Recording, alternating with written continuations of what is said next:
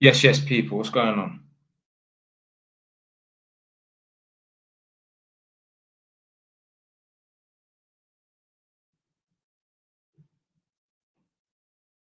I swear to God, it's always right now. It's always when I'm not in the fucking end. That's when they want to go on these fucking bike ride outs, you know.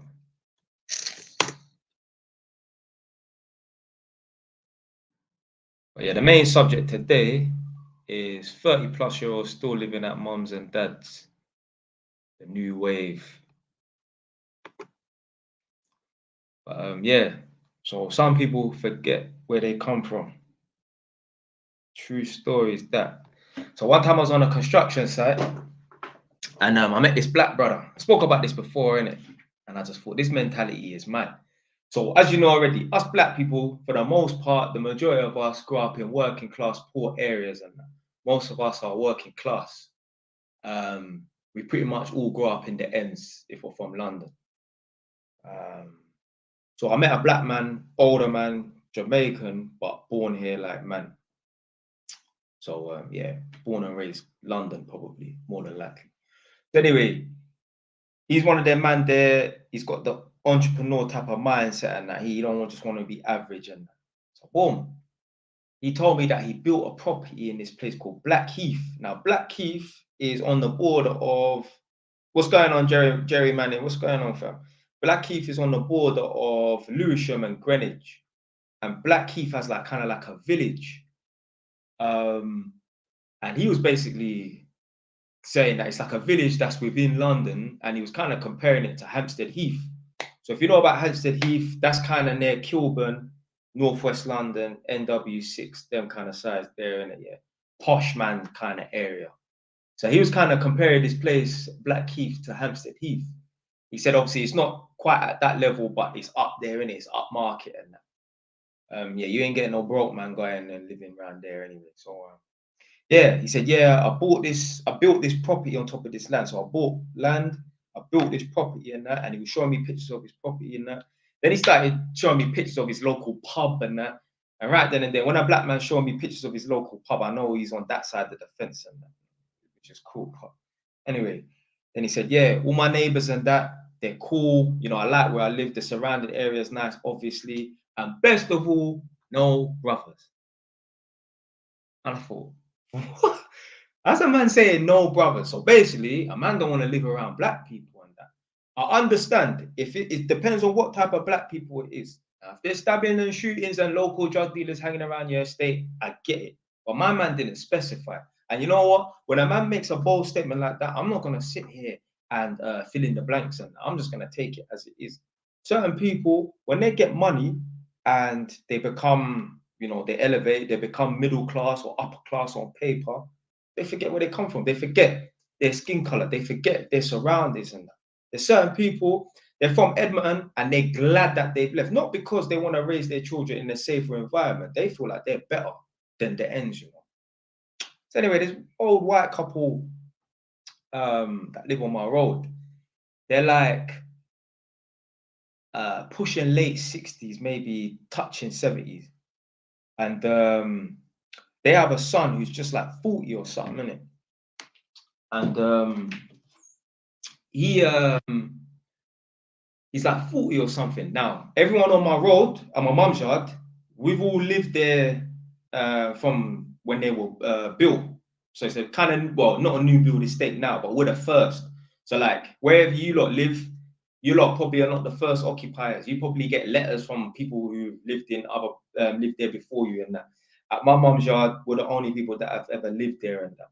So on my estate, everyone bar one or two people have lived there from the beginning. We lived there 20 years. And I used to think to myself, why didn't this old white couple's son ever live there? Because he's not that old. I thought he would be like, you know, young enough to have lived there. And so one time, I don't even know his name or nothing, but you know, one of them faces you just say hello to. He don't live there. He comes and checks his mom and dad now and then. Or I see him check his mom and dad now and then. And I just put my hand up and say, well, go on. So he used to talk to my little brother, because my little brother's into cars and that, he's into cars. So obviously, I started saying hello to him and that. And then one day, I must have just struck up a conversation with him, innit? And yeah, I started asking him, How comes I never see you live there? Like, I know you're not that much older than me, so I would have thought I would have saw you living there for even a few years, and then you went about your business. And he said, nah. Him and his sister, who's about the same age as well, like 39 and 40 years old, they were both out when they were 16 years old. Now, remember that, yeah, because that's going to kind of go into the main talking point. And right now, I'm just talking about people that forget where they come from. Innit? So anyway, boom. He said that him and his sister were out on their own from when they were 16 and that. And he was like, yeah, you know what? I'm too good for Edmonton now, innit? Yeah. Like I live up in Newcastle, innit? So he's telling me about Newcastle, saying how nice and peaceful it is and stuff. Then he started going on and started dissing Edmonton, like, yeah, man, I'm too good for this area, and this is basically a shithole and that. And I think to myself, bearing in mind, this man works at Asda, you know. So a man can talk like, oh, Edmonton's a shithole and that, but a man's working a shit job. Like, there's certain people's house I go to in Northampton, and I asked them like, "Oh, what do you think of Northampton?" Or "Oh, are you born and bred Northampton?" They say, "Yeah, I'm from this shithole and that."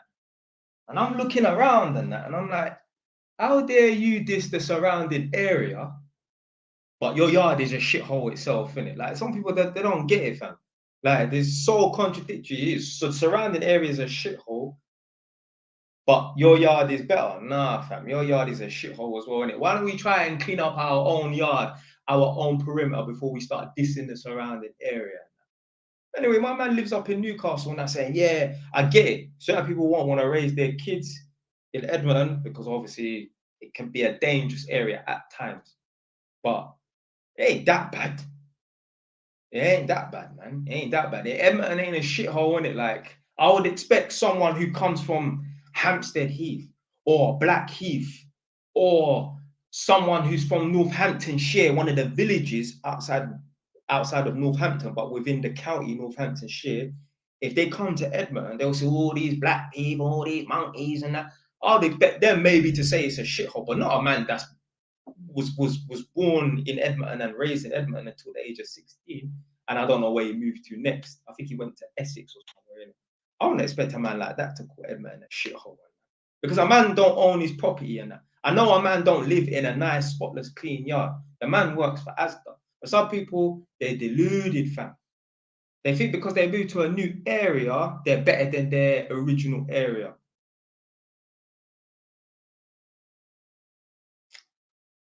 There's some people, they can pull the wool over people's eyes as well, or at least try.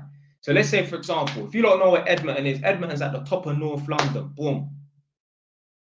Us Northern liners, even just London people in general, we don't travel, you know. We don't go to neighboring areas, really. Only certain men do that because they're trapping. You understand? But for the most part, we don't leave London. Like we go to other little areas in London, but we don't really leave London unless we got a reason to. So like you got Edmonton, which is at the north, the top of North London. Then you got one area called Harlow. That's like, I mean, depending on how fast you drive, in it, 15, 20-minute drive. Once you get onto the fast road and that, a 15, 20-minute drive. A lot of us people from Edmonton don't know about Harlow. And you could get someone who's born and raised Edmonton, a black brother, let's say, for example. He could buy a property in Harlow because although Edmonton's a worse area, you know, London prices is mad right now, innit? Just go and check Zoopla, innit? Yeah. You might live in an area, you think this area is rough, but you check the house prices and that, and they don't reflect the roughness of the area and that. There's all man living in Hackney, they're living in a council yard, but the next yard, the yard next door is all worth £1 million. I'm not joking. The next yard that's next door, the 2-3-story yard is worth £1 million. So London house prices is just mad. Go and check Zoop if you don't believe what I'm saying. Anyway, boom.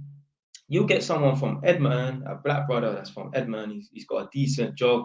He decides to buy a property in Harlow, and he will come back to the ends and that and say to the people them around him, like, you know, family and friends that he grew up with on his estate, yeah, man, I moved to Harlow and that. It's a nice area. And yeah, my neighbors are cool. I don't smell anyone burning weed. I don't hear police sirens all the time. I don't even see the police. Yeah, everyone on my road, they drive a nice car and that. And a man will pull the wool over certain man's eyes, but they can't fool me, you know. See, because people in Edmonton, they're not going to do a background check. They're not going to research Harlow. They're just going to take a man's word for it, innit? Yeah. But really and truly, somewhere like Harlow, It's just another working class area outside of Edmonton, outside of London. Check back in 10 years, 15 years time. Somewhere like Harlow, that will be another Edmonton, that will be another end, you know. There will be stabbings and shootings. The people them that are from around those kind of areas like Harlow and Chipping Ongar and then kind of Essexy, Hertfordshire border type of areas, they say that places like Harlow is a shithole. But you will get some black brother that or black gal that will can only afford to buy a property there, shared ownership or whatever in it. Yeah, it's more affordable. They'll buy a property in Harlow and come back to the ends with toffee nose and try and pretend that where they're from is a shithole when really they're just in another potential shithole that's just, I don't know, 30 something, 20 something miles up the road. But no one in the ends knows that, so they can kind of pull the wool over people's eyes and that. There's people from the ends, Tottenham, maybe even Hackney, that have moved to Romford, acting like Romford's so nice and posh and oh, it's not dangerous and that. Romford, certain parts of Romford's a shithole, you know. You know the type of area, like, there's two places, Harold Hill or Harold Wood. I think it's Harold Wood that is the shit area. They're both next to each other. One's the nice area, one's the shit area. And one of the areas, whichever one's the shit area, you know them type of areas there where you got them people that they go to pick up their ute in their dressing gown, or they go to the local shop in their dressing gown. These are all do that up here, you know, in Northampton. You know. Where my flat is 15 minutes away, which is still in Northampton, the road that my flat sits on is just like a normal residential road, and there's a shop, just a little convenience off license on the corner, little corner shop ran by Indian people. Anyway, them same people that's in that Romford area there, that Harold Wood or whatever it is in it, wherever the dead areas in Romford. Romford's a big area and they got little sub areas around there, innit? Chadwell Heath and them places there, innit? I've got family in all three of them. Well, Romford and Chadwell Heath and Collier Row and that. Anyway, boom. I will be at that shop now and then, innit? And that's obviously I was there a lot because obviously I was renovating the flat. And I will see these white girls walking down the road in their dressing gown with no trainers on, you know, walking down the road in socks, maybe even barefooted, you know. This is the kind of nonsense that you see around this area. I've even seen someone in the fucking in the local shopping center around the corner from my yard here, in their dressing gown during the day, 2 p.m. It's a madness. Even me, I could try and pull the wool over certain people's eyes right now. I could go back to Edmonton and say, yeah, where I live, Northampton, oh, it's lovely. Yeah. All my neighbors, they're all cool and that. As long as they don't watch my YouTube channel, because obviously you will know that I mash up a couple of people around there. All my neighbors are all cool and that. There's no police. I hardly ever see the police. And when I do, they're not chasing someone down the road and that. There's not clusters of gangs and that. Oh, it's lovely and that. That would be I ain't want to swear, that would be a rascal life. This area is dead. Yeah, it looks rough. But I could go back to the ends and lie to people and say, yeah, where I live now is beautiful. Because no one's coming up here to verify my story. They're just going to believe what comes out of my mouth. There's a lot of people that do that. They move to a dead, mediocre area and they'll try to act like it's all lovely and that when they leave the ends. Nothing worse than a fake person. I hate people that, like, don't get twisted. Man, for move out of their area. You know, life is about moving on and evolving and that. If you are a person who, if you're born and raised in Tottenham and you've lived there for 50 years, that is not good. That is not a good sign. You know, a part of elevating in life is about literally even moving area. You could even move to the neighboring area. But if you've lived in the same house for 50 years or in the same postcode for 50 years, but there's a problem there. I don't feel like you're the type of person who's making progressive steps in that. Because a part of moving on in life is literally about maybe moving and leaving your geographical area. But that don't mean you forget about where you come from. That don't mean you're supposed to go back to the ends and show off and act like you're living the high life and that. But still, you shouldn't be living in the same area for 50 years. You should be moving on. Just don't diss the ends that you come from, innit? Because that made you. Me, everything that I know, all the life experiences, good and bad, made me the man I am today. Man, love going back to my area. Like, I've been living up here for 2 years now, and when I was first going back down and talking about on the live stream, I don't like this area, I want to go back to Edmonton and that. Some people probably think, oh yeah, that will just wear off after a couple months and that. No, man, still have the same energy in it, yeah. And I think it's even getting worse than that. Man, all bought back some chicken wings earlier so I bought back some chicken earlier. I bought some chicken from the chicken and chip shop in Wood Green. Brought it back home last night. My girls put it on, warmed it up in the oven and that. And I'm tasting Wood Green, you know. I'm tasting the ends through the chicken. I'm all thinking, bro, I have to go back there now to get some more chicken, bro. Literally, man, I want to be close back to the ends. I don't have to live in the postcode N9. I don't have to live in Edmonton. I want to be close. I love going back to my area. Even yesterday when I was there, come out in the morning, it's like 10 o'clock at night, 10 o'clock in the morning, put on my flip-flops. I just went and spun the block. I live on an estate. I just went and walked around the estate and like, get me, man, soak up that Edmonton oxygen. Love where I come from. But there's certain man, yeah. Just to take me through still. Why is it not highlighting a comment? Yeah. So yeah, man, I love going back, but certain man, they just I don't know what's wrong with them, innit? You know, they move out of the area, they get a little bit of money, they buy a property in another area with a gal. So put it this way, if you didn't you know, go into partnership with a gal, you'll still be at your mum's house. See, the certain man right now, they don't live in the ends no more. They live with and they moved out the ends only because they got a girl. Only because they're going on halves with a mortgage with a gal, or they got youths with a gal. These same man, if they didn't go halves with a gal, or they didn't knock up and breed up a gal, they will still be at their mum's yard on the ends. But a certain man, they forget themselves. They forget that it's because they're with a gal and that. That's the reason why they're able to move out.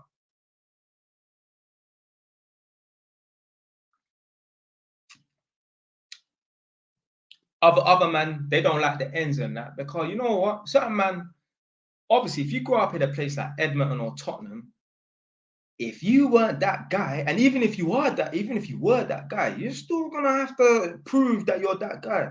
But especially if you weren't that guy and you grew up in Tottenham or Edmonton and you know you didn't know a lot of people and that, man, you probably was a victim. Man, no man.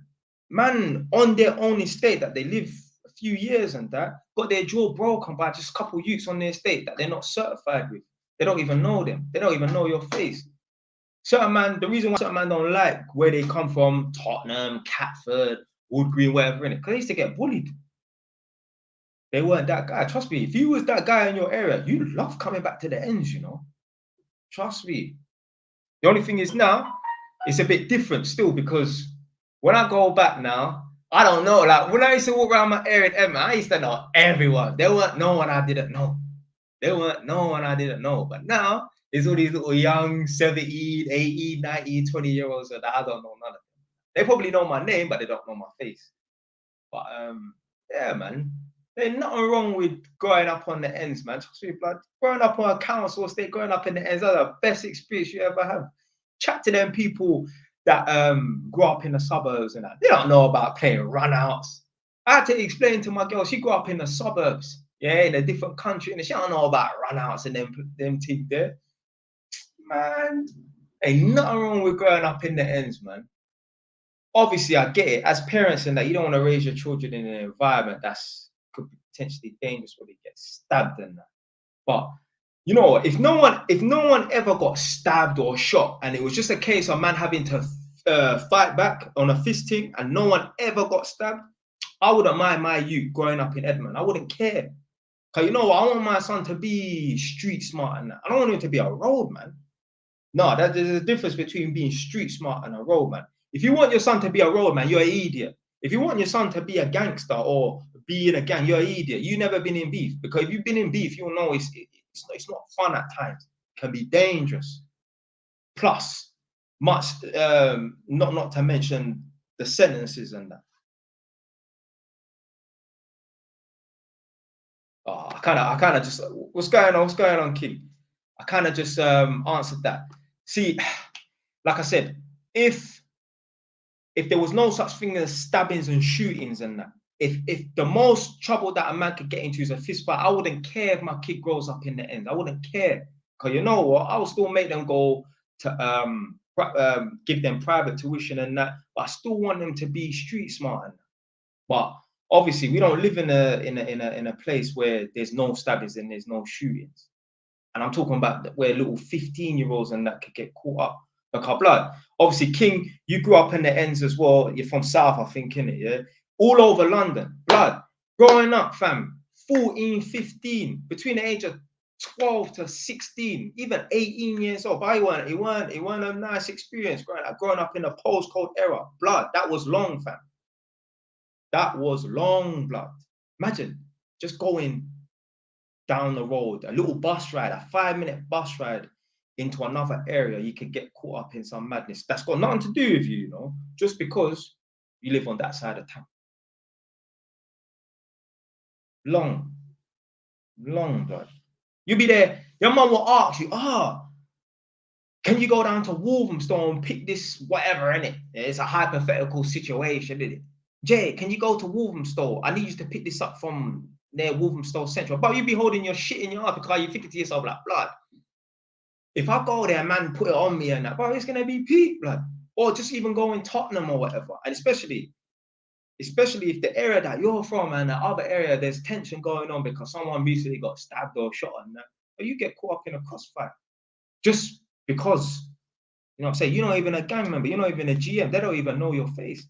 But man's gonna come, you're walking on the highway, man gonna G-check you. It's long. One place I used to hate going, oh my God, Manor House. One of my aunties in it, yeah, big up to my auntie that lives at Manor House, I love it.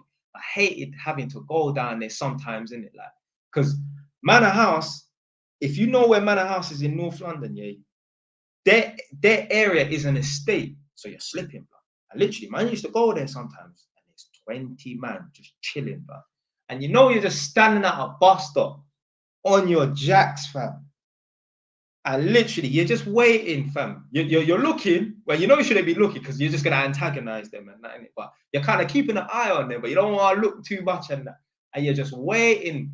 You're praying, fam. You're hoping that this 259, 279 comes quickly and that, innit? But before that bus has come, someone's gonna shout, "Hey, where you from?" It's long. It could be long. It could be long. You're only lucky if them man they're in a good mood, fam. I used to hate it. Shit like that. You can't even go check your auntie and that just because you're from a different area. It's long, fam.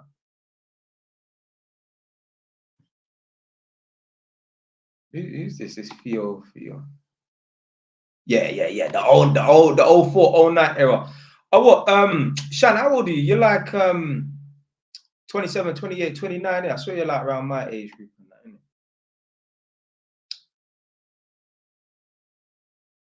Yeah. But yeah, like I said, man, yeah, I would, if there was no stabbings and shootings and it was just a case of a man having to, because I feel like as a man, you need to be roughed up. You need to grow in a rough area. You need to know how to defend yourself. You need to know how to be street smart and that. So growing up in the ends is good, but not when you could be stabbed and shot. Nah. That's long, fam. That's long, fam. I don't mind if my son goes out and has to defend himself because someone's picking on him. That's cool. Because in life, someone's always gonna try to test you, or someone's gonna always try to bully you. Yeah, the bullying thing don't just stop when you're an adult. You know what I'm saying? You don't just graduate from being 18 to 21 and then all the bullying stops. No.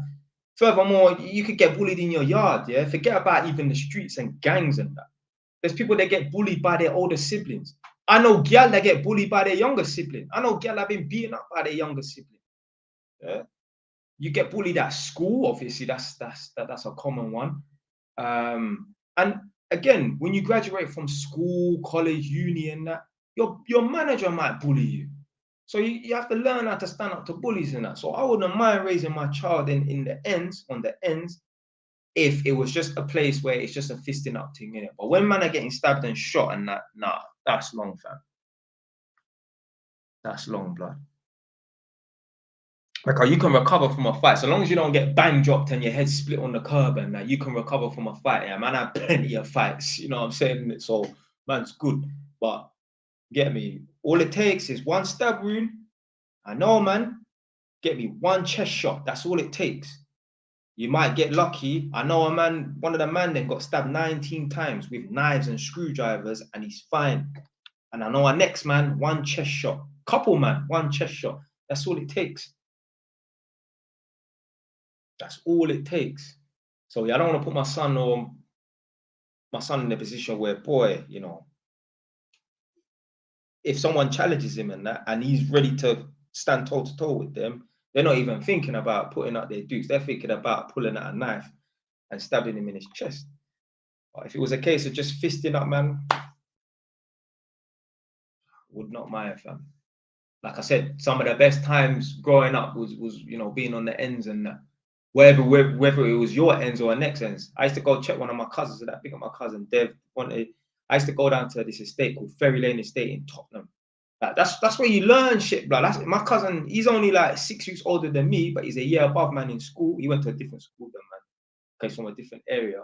He all taught man how to ride a bicycle and that. That's why man learned how to play runouts and them thing there, man.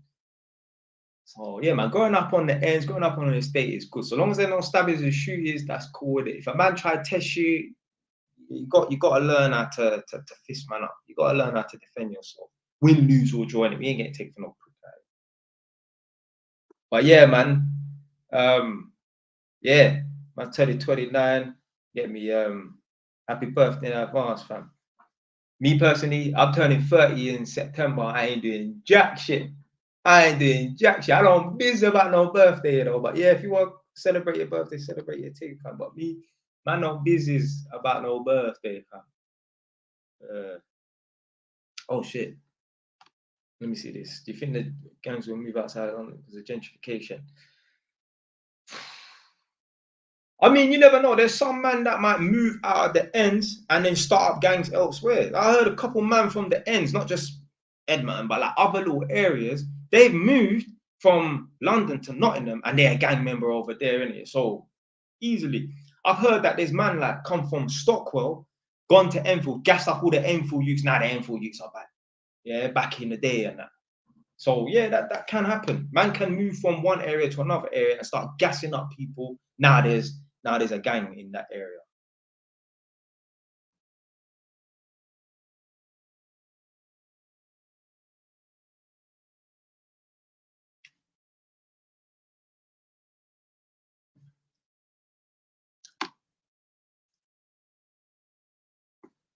Now I never had no stories about the manor house thing, but I remember one time I was with a couple of my cousins. Yeah, it was coming from Tottenham. Tottenham's right next to Manor House, but Manor House is not in Tottenham. It's not in Haringey. It's technically Hackney Borough. You get me? The borders and the boroughs have to start and stop somewhere in it. So obviously I'm from Edmonton. My cousin's them is from Tottenham. But none of us are GMs. We're not in a gang these times. We're all like 14 years old. We got off the bus because we're going to one of our auntie's yards around the corner. We got off the bus. I swear that, you know that obviously us lot's on the top deck, innit? So we're getting off the bus and that. And my cousins jumped off the back doors as normal, yeah. And there's a youth standing, asking where is he from and that. To the point, the guy was so quick to get onto my cousin, I thought he knew him.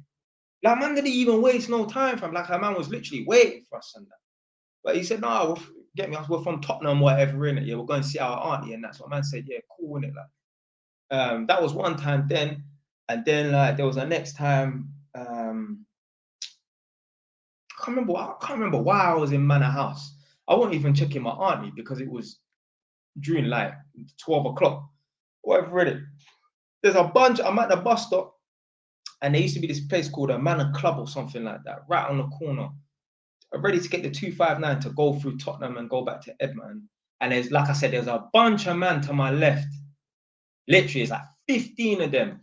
And a couple of them, man, are just doing what they're doing, talking, innit? But there's just one guy just staring, waiting for you to look a bit too long, you know? Because you know, like when you're watching a man on street, yeah? You know, there's that period of time where it's like, cool, if someone looks away or whatever, innit? But it's like, there comes a time where it's like, all right, you're looking so hard now, yeah? Now it's going to be a situation, innit? Yeah? And a man's just waiting for me to look that split second too long, then he's going to say something. Then man's just looking over, and I just see the glare in it. This guy is not going to look away in it. Fam, I'm not even in no position to be playing no stupid games, no standoff with man when he's with 15 man. You know what I'm saying? So man just looked away and that. Then this shoot was last. This shoot actually died, I think, you know. I heard this shoot actually passed away. I ain't gonna say his name in it. Anyway, I hear someone say, "Hey, where you from?" Obviously, I know it ain't the old white woman next to me, innit? Yeah. So I'm like, Edmonton. Then he's called over to them, not because there's like I said, there's 15 there, but they're not standing like sardines. They're not standing side by side, but they're near each other, really. He shouted Edmonton, and then that was all I heard, innit? Yeah. Then the bus came and I got on the bus, innit? Yeah. So yeah, that was the end of the story, boy. Luckily, innit? But I mean, if they wanted to get onto me, they would have just got onto me. They could have just easily ran up to me and tried to drag me off the bus. And literally, you'd be slipping, going to your auntie's yard and you're slipping, fam. It weren't like that back in the day.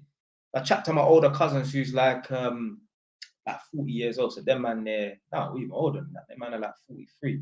They got a solid 13, 14 years on me. And they told me before, like, blood, I don't know what's going on with you young people, you youths and that, with your postcode war thing. This is back when man was all 17, 18 and that. He's like, us lot, we used to go everywhere and anywhere. Literally. No, there was no jurisdiction or nothing like that. They said they used to know man in West man, East man, South man. Literally, they used to just make friends with man on the spot. Like, and these lot weren't no neat. They were just like, they were road guys, but they weren't gang members. They were road youths, but they weren't gang members. And literally, they would just go to a club or go to a house party in West London and that. Get chatting with a couple man, exchange 1-2 numbers with a couple man and that. Next thing you know, there's a party in South London. Then West London youths are phoning and say, yeah, let's go down to South, innit? And you just make man. Yeah, you just make friends with man and that. Now, that ain't happening, fam. That ain't happening. One of the reasons why all of my friends, that all the people then that I consider to be friends, all of them are from Edmonton. I don't have no friends that are outside my area, you know. Literally, I don't have one friend. I have friends who are from Edmonton that they've moved out, but originally all my friends are all from Edmonton. Back in the day, man that grow up and that in London, that they have friends this area, that area. Nah, fam. All my friends are from Edmonton. I don't have one friend that's outside of Edmonton that grew up outside of Edmonton. Obviously, all my friends and that, a few of them have moved out now and that, but all my friends are from Edmonton because of that postcode war thing, that era thing. You got, like I say, you're going to go and check your auntie and that, and you're slipping. How can you be slipping going to check your auntie, fam? Yeah, I'm not, you get me? It's not like you're gonna go and check a gal or whatever. You're going to check your auntie. You're going to check your friend. You're slipping. Going to check a gal's a next thing. Like, you go to a rave. You'll go to a rave. You'll get a girl's a house party back in the day. You go to get a girl's number and that. Get the number, boom, whatever, and you be chatting to her, like, where you from, or whatever. You probably established that anyway. Where you from? She'll say, oh, I'm from Hackney, and that. Right then, there, you just thinking it's long. But then when you're chatting to her on the phone, you're like, whereabouts in Hackney do you live? I live London Fields. So you know you cannot go there, fam. Fam, you know about London Fields, blood? These girls will live right on the block, fam. You know you can't go and link this girl. She might have a free yard, fam, but that's off limits for you, fam. This was like going up in the postcode area. You can't even go to another area where you don't know anyone. Your area has nothing to do with the other area. But if you go there, and they're going to G-check you and move to you, fam, just because you're from a different area. That has nothing to do with their area. There's no tension. There's no beef. You're just an outsider. This is not a walkthrough. Long. Back in the day, the man them that's like 40 years old, 45 years, they will go everywhere and anywhere to go link again. Yeah, they'll pull up on one estate and it's 10 man, but as long as they're not screwing the man there and you get me, they ain't got no big chain and that, they're cool. I don't know what it's like now, fam, but I know back in my day, fam, you can't just be going to other areas and that. You can't be walking through other areas. You need to be catching a cab. Yeah, you need to have that girl have her front door open, fam. There's no hanging about, blood. Long. Talking about catching cabs and that. That fucking dog. Talking about catching cabs and that, blood. When I had my job interview for Haringey Council, Holmes Haringey, when I checked the venue for the interview, I said, oh, bro, I had the paper in front of me to say where I have to go for this job interview. I said, nah, that can't be the address. Broadwater Farm Estate.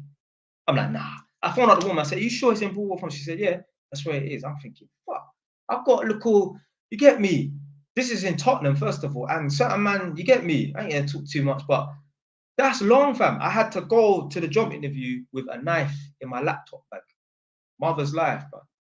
That's how long it is. That's how long it was for me, just growing up in the ends, especially being from Edmonton, going to Tottenham and that. Having to go to a job interview with a fucking kitchen knife on my back. Mother's life, true story. Man, don't make up no stories anyway.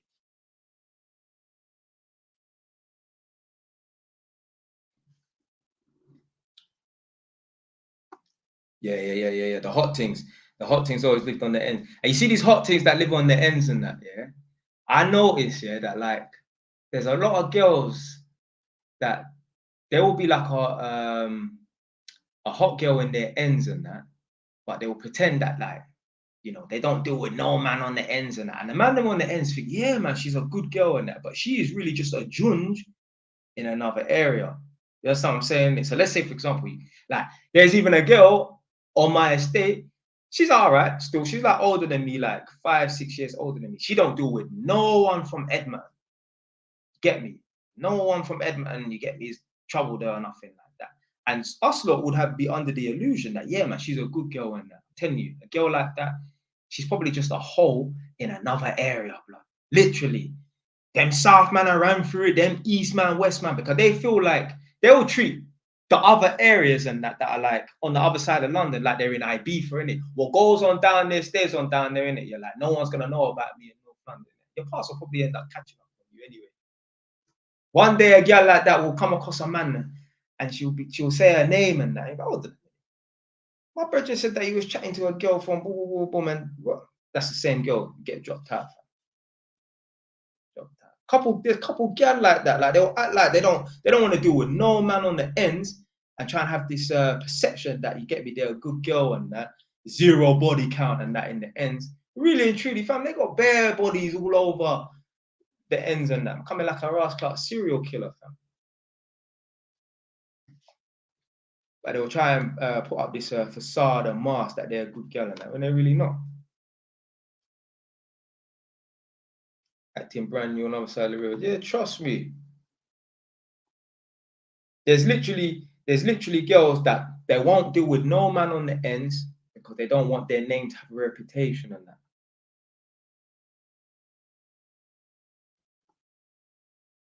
But you're lying to yourself.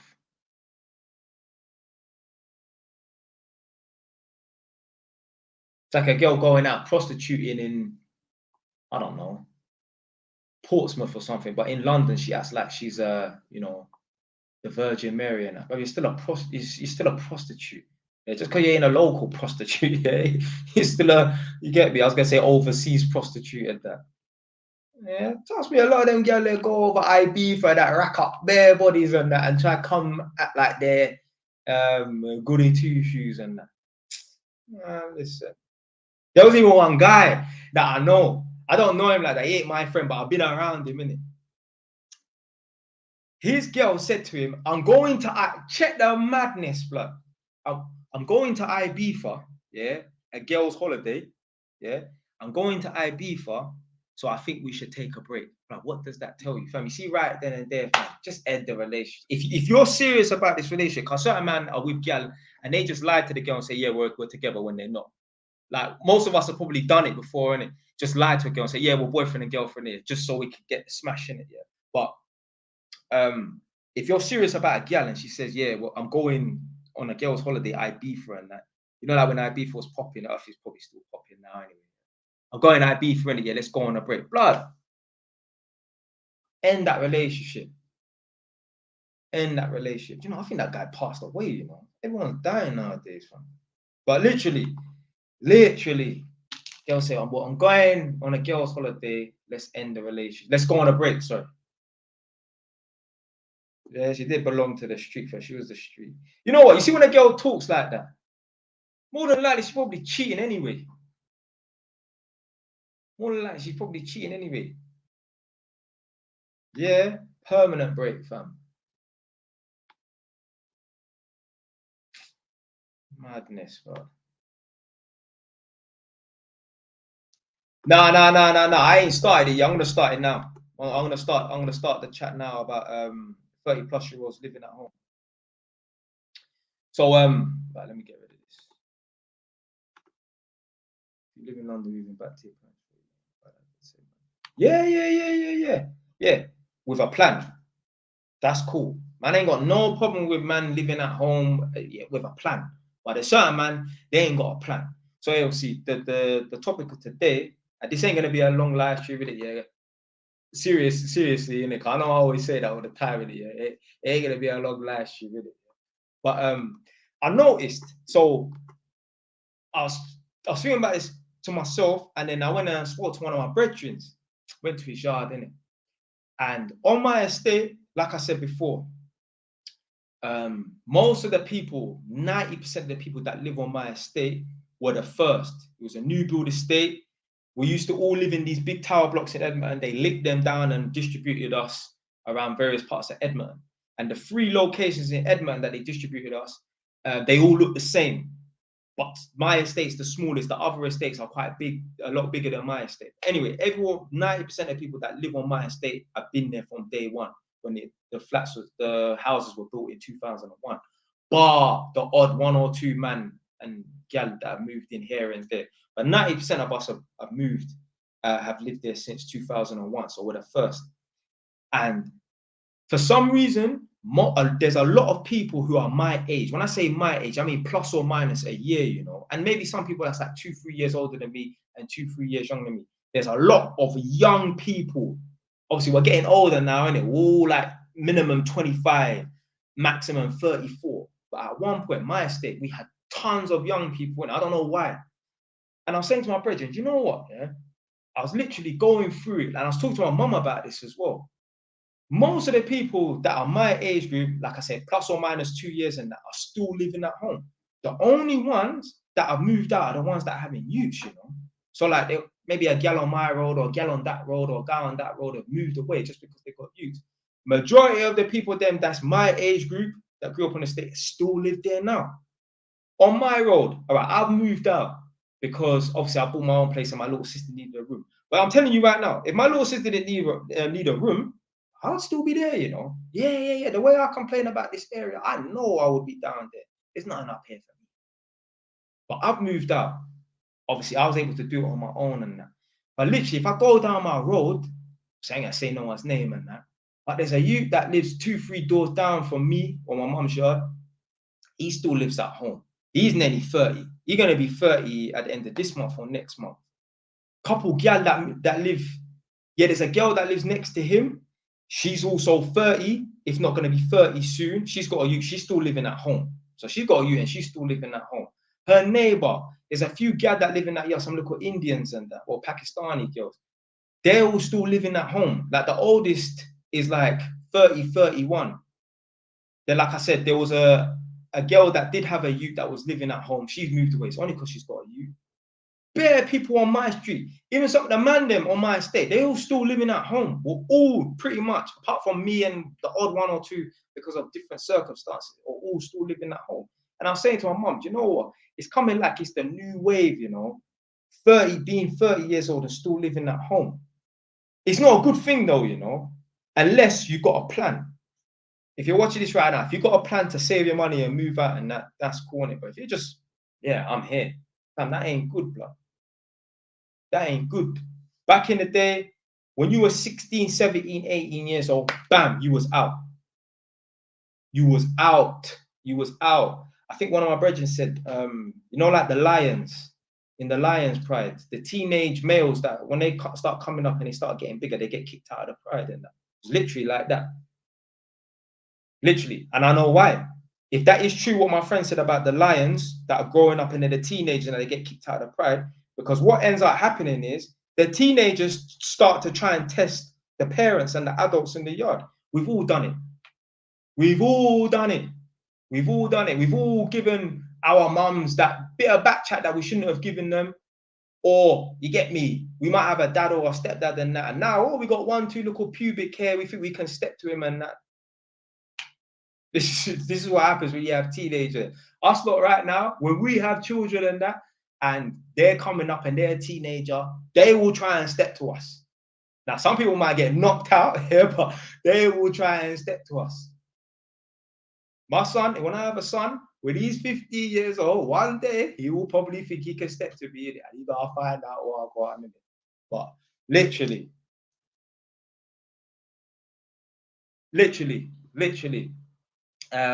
yeah, they have to get kicked out and that because they'll more than likely they'll probably try and, I think my friend said they'll try and mate with the other females and that. So basically, they'll try and take on the role of yeah, the adult lions and that.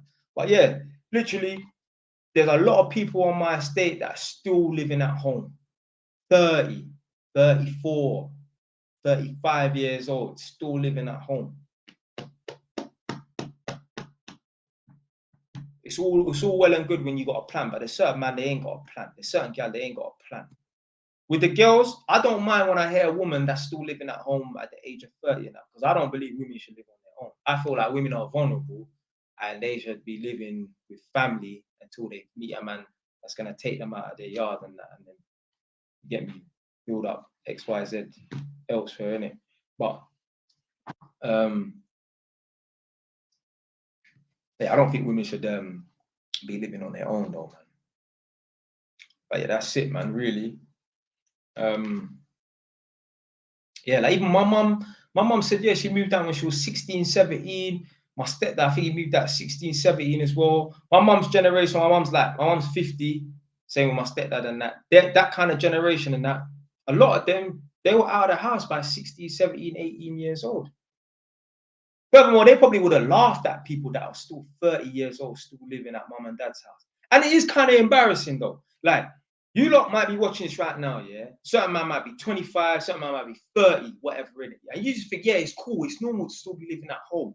But trust me, I go to work in tenants' houses and that, and obviously I'm an electrical tester, so I go into people's houses, I go into man's rooms, and it just looks odd. It looks like an overgrown child in their parents' house. I'll go in a big boy's yard. A man might be 25, 30 years old, but yo, big man them ages there. And I'll still see a man just there chilling on his bed and that.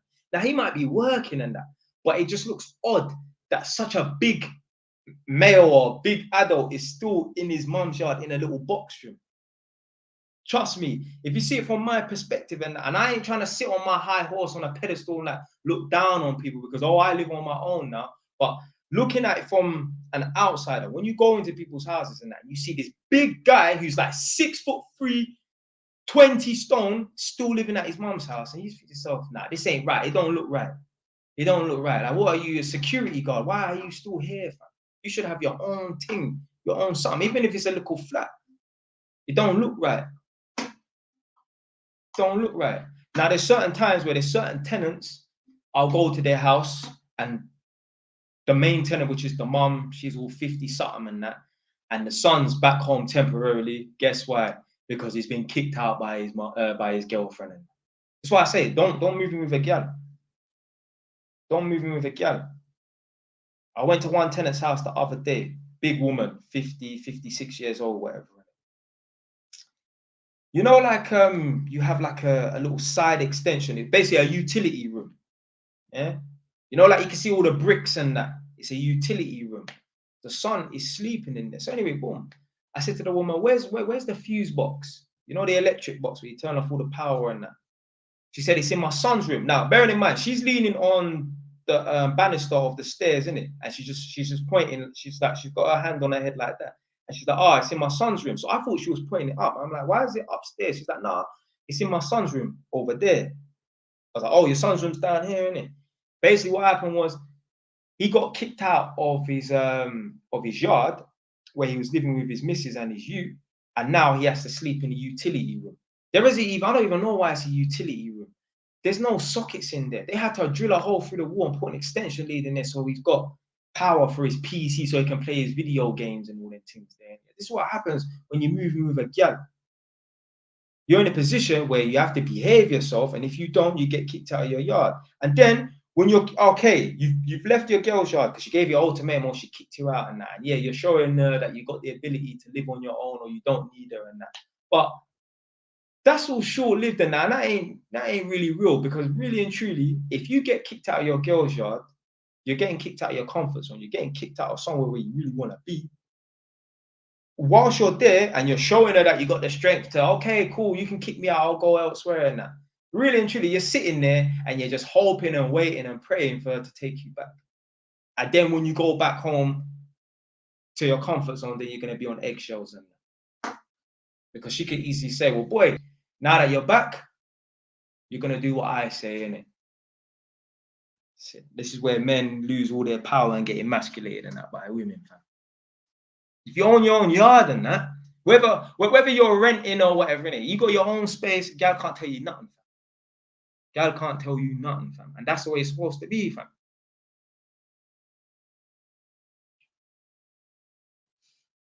Man want to talk about high value male, alpha male, this bullshit. But you ain't none of those, fam, until you got your own space, fam. You ain't none of those living under no girl's roof. The only woman's roof you should live under is your mother's roof.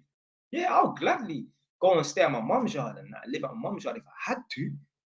Because my mum is the woman that birthed me, born me, gave birth to me and that. I don't mind, you get me, had my mum having a little bit of power over me, but no other person in this world can be having no power over me unless they're paying me. And even then, my boss needs to speak to me with respect. You understand what I'm trying to say?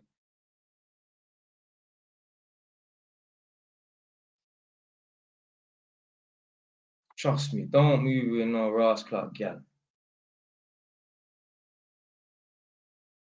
It's the thing, man need to remember as well, like certain man, they might be from, like, let's say Edmonton, and then they go and move to their girl's yard in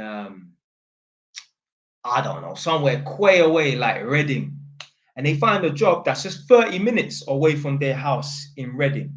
So that's all well and good. That's cool that they're living in Reading and they're working 30 minutes commute from Reading. But what happens when you get kicked out of that girl's yard that lives in Reading? That 30-minute commute turns into an hour and a half. Because you're at your mum's yard in Edmonton, for example, or wherever you live. That commute turns into an hour and a half. That's a major inconvenience for you. So what happens is certain man, they just put out the white flag and they surrender. They don't even, I ain't in a position to be getting kicked out and that. So then they're under the thumb, like, lose all their ass clout power. And if you know anything about women that have got power, they are tyrants. They are tyrants, boy.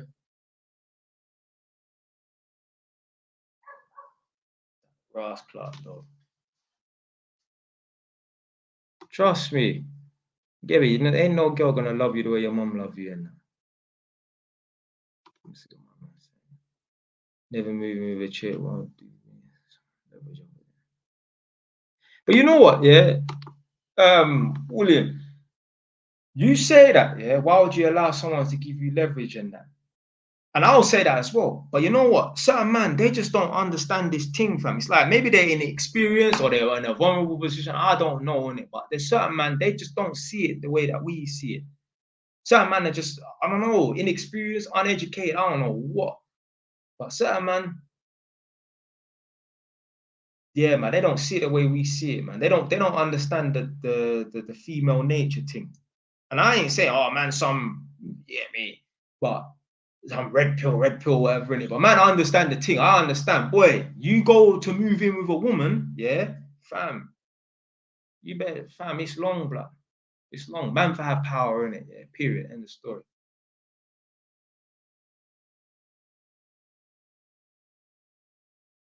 The job in Ready, the job in Ready better be well paid and well. If you're 50 burgers, you better sack in a job. Yeah. Man said ninjas. Obviously, you lot should know what ninjas is a short version for, innit? Why is the screen not?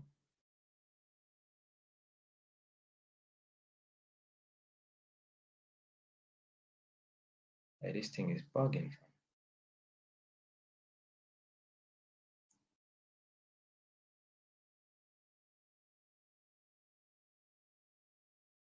Yeah, now they're saying, oh, they're not all bad and that. Yeah, when the guy is in control and that. When the guy is not in control, fam. Because some men just think, see, we've been conditioned and programmed to think, oh, relationships are 50-50 in that. So we don't stamp our authority in that. I blame social media and society and that. We've been conditioned to think that, yeah, it's 50-50 in that we shouldn't have power over a woman. And I don't mean we should have control over a woman, like, you know what I'm saying, like checking their phone kind of nonsense and that. But we nah, man for be running this thing, innit? End of story. I'm the head of the wolf pack. Literally, bro. My way or the highway. That's what it is.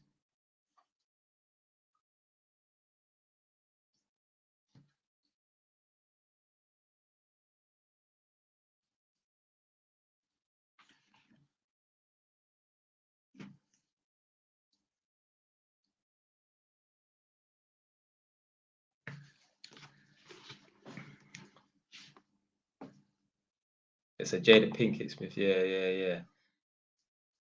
Man's an idiot. This man said, chicks today on social media and college openly admitting to using dudes. Yeah. Yeah, like I said, I saw one look cool, what was it? Yeah, one video on YouTube where the woman hired a hitman to kill her husband, so that obviously when he dies, she can get the insurance money for his death and that. This is, see, when a woman don't respect you and she's using you and that, well, you might as well walk around with a target on your back, blood. You're in danger, literally. That will embarrass you, fam. Man, watch that program Cheaters, Oh my days, fam. Cheaters is the one. Cheaters is the one. Some of the scandal that go on, boy. A girl will have a man. I don't get to say, man, them cheat as well, innit? But it's worse. I know now there's gonna have something to say in it. It's worse when the girl cheats. Because when man cheat, man just, you get me, just trying to get off and that's it.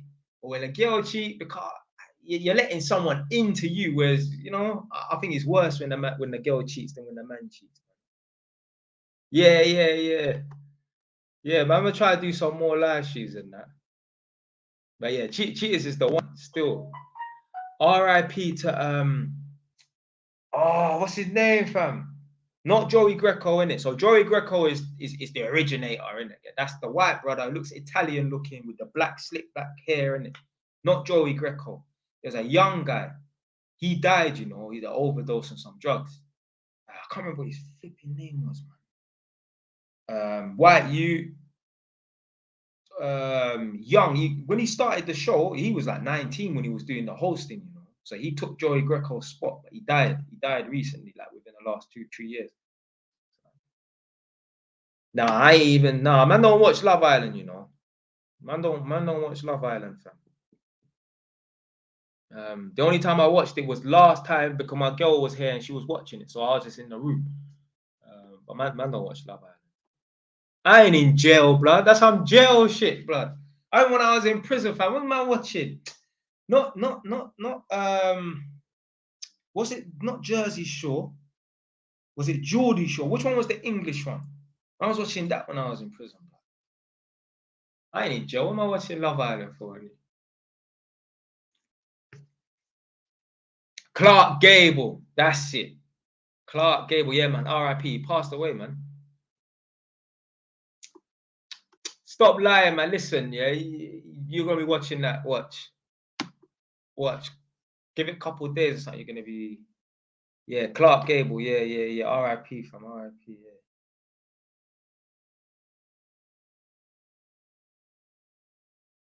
Yeah. Yeah, I hate when I hear man dying from overdose of drugs and that. It's like, come on, fam. This could have been easily avoided. If it was natural causes and that, then... But when man dying over overdose of drugs and that, man, it's nonsense.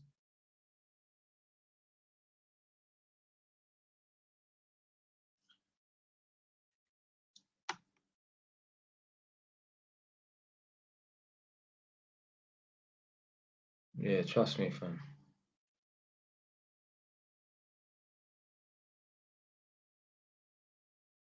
Right, let me just go through.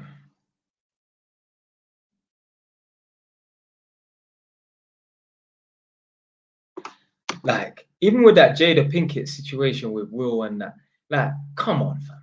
Come on, blood. Like, your girl was banging your son's friend. It's like, it's just, come on, man. I can't even explain it. Like, it's mad. It's mad, fam. It's like, you could even go for a man that's your age, and like, you ain't got no more. You just don't give a shit, fam. Now, apparently, it was in what's it? Open relationship. I don't give a fuck. Better close that shit up, blood. Who's Juice WRLD? That name rings a bell. Let me check it. I need to find out who that person is.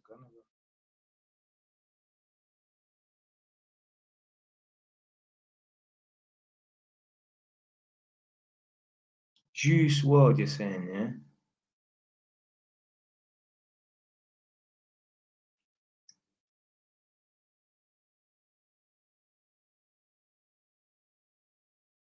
Oh, okay, yeah, his face looks familiar, yeah. Let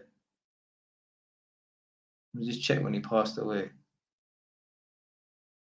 Oh, okay, a couple years. Oh, okay, so it weren't recently. A couple years, but okay. Yeah, I never heard of his. I never heard any of his tracks. To be fair.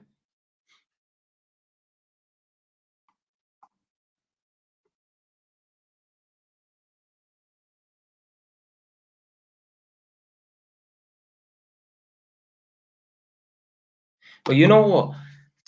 If Will patterned her up and that, if he was running the show and he was, you get me, the captain, yeah. If he was top dog, bruv, she wouldn't be stepping out on him and that. She'd be too busy chasing his validation and that. So me, I'm not one to really blame women for their actions and that, because there's a reason why women is acting up. There's a reason. If you see a woman that's very fiery and aggressive towards her man, it's because the guy is too soft.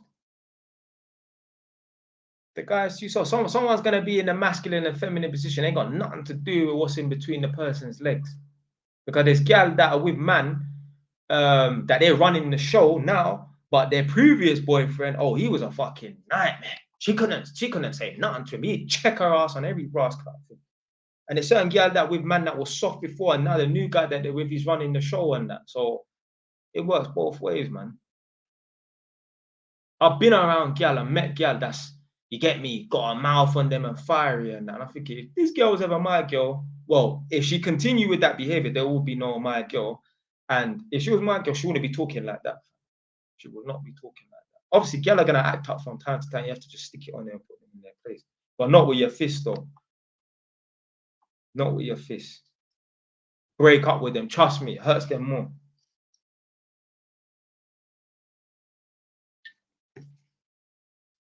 Man, they need to be careful as well, losing their temper with gal. Because all of this domestic violence thing, blood, fam, you're not going jail, blood. They're not playing about, fam. Even with that girl that was from the host of the Love Island thing, I made a video about it before. She hung herself and that because they wanted to, I think, either to send her to jail or at least convict her and that and give her like probation and that. They're not taking this because I think what happened was she must have smacked the boyfriend or hit the boyfriend or something, and he dropped the charges. But this is why people need to be careful when they're making reports on people and that, because sometimes, even if you drop the allegations and that, there's enough evidence to take it further and actually charge this person. So, yeah, although, yeah, he reported it and he said, you know, I want to drop the allegations, that there's enough evidence for them to go ahead and bam, charge the girl. Yeah, man, best to walk away from. You'll be a lot freer, trust me. There's that what's it? Like you know them NFL people. One big black brother. He must have picked up this girl and dashed her into the TV. I'm like, rah. And then I think he went on a run or something and it was after him. It's long, fam. Making a white girl make you go to jail, blood.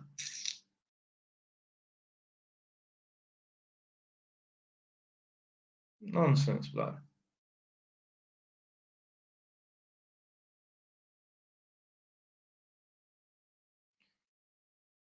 So they said that Juice was the same age.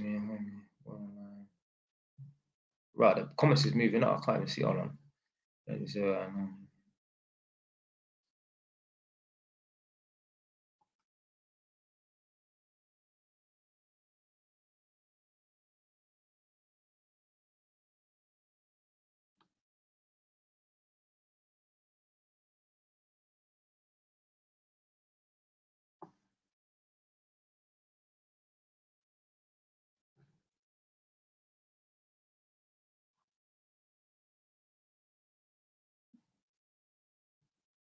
Yeah, that's fucking nuts, blood. Jada got the daughter writing letters to Tupac. Obviously, if Tupac was still around, there will be no Jada and Will. See, this is the thing. When you leave an impact on a woman, you can still be alive and broke up with that girl. If you leave an impact on her, she will still be thinking about you 10, 15 years down the line. It's called an imprint. It's called an imprint. So you leave an impact or an imprint on a girl, 15 years later, she'll still be hoping that secretly one day, you know, you get back together and that. Yeah, alpha widow, literally.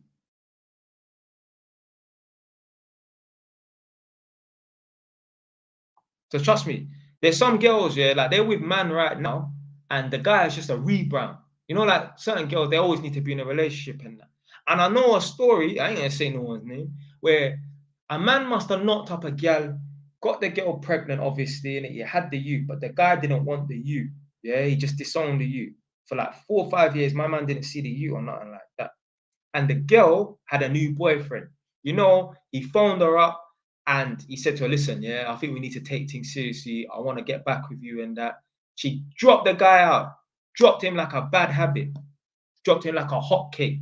Literally, the living boyfriend that she had, she just got rid of him because the guy that she really wanted came back to her life. Then she ended up getting beaten up by him anyway. So what was the fucking point? She probably was better off with the other guy, to be fair.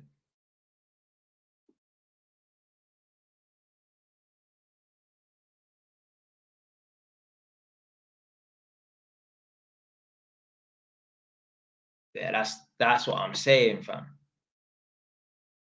That's what I'm saying, fam. Man, if have to be rough around the edges and that. That don't mean you have to be a stab up man or a shooter and that. But you gotta have a little bit of edge to you.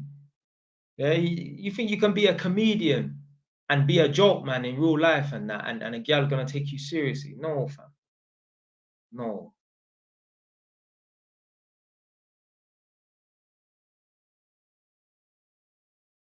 Well, you're not certain where girl will marry you and be banging the bad boy around the corner or the bad boy at her workplace or something.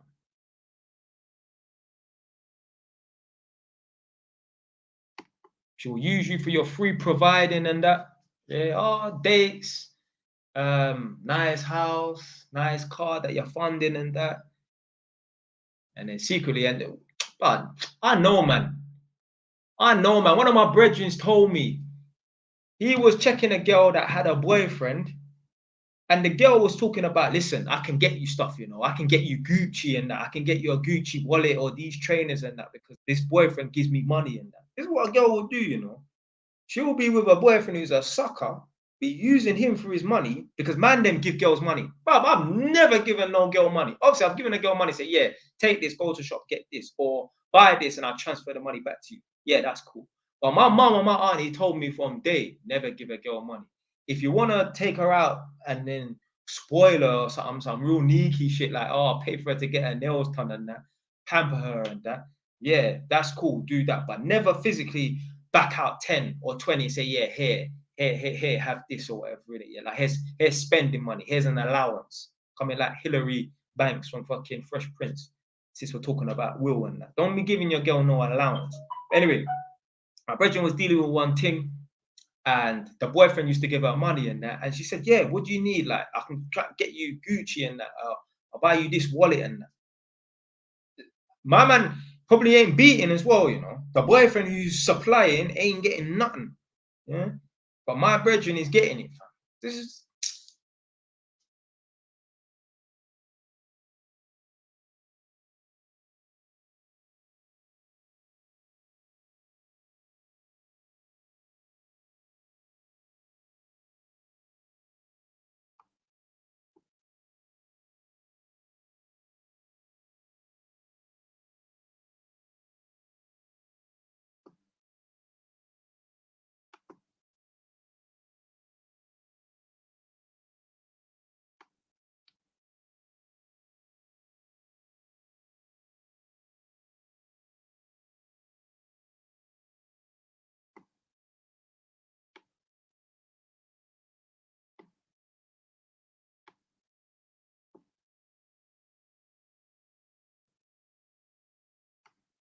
Trust me. But I mean, that girl is probably telling him shut up and all these.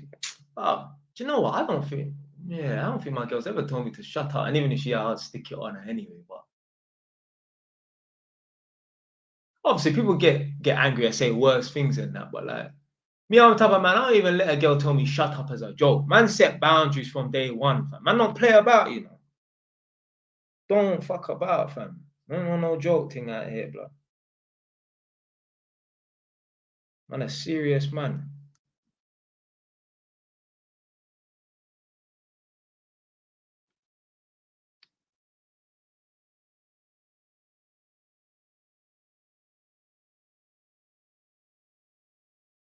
Yeah, trust me.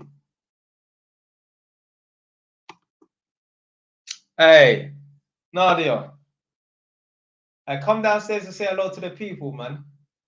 You're doing bare talking in the chat. Come downstairs, man.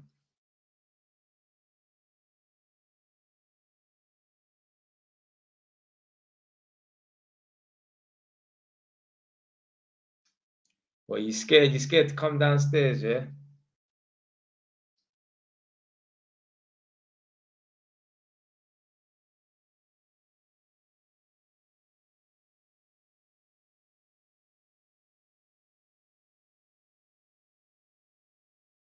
Nah. You're talking too much, man. Come down, man. What's the matter?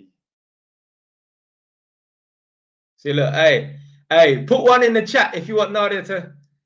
It don't matter, man. Just come downstairs and say hello. Hey, put one in the chat if you want Nadia to come on camera quickly and say hello.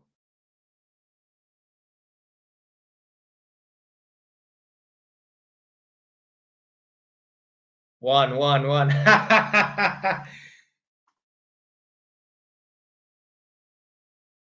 Hey, hey, she's laughing. I can hear it. Yeah, you gotta come down now, innit? Big man thing. Not even joking.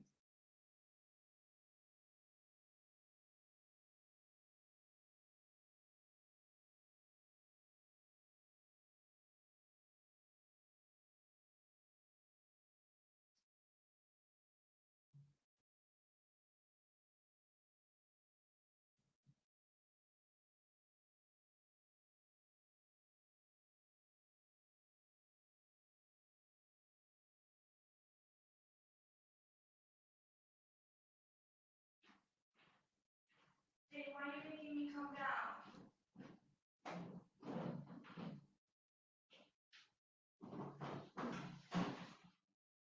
This is so embarrassing. Was it embarrassing? Hi. Can I go now? Yeah, you can go. Yeah.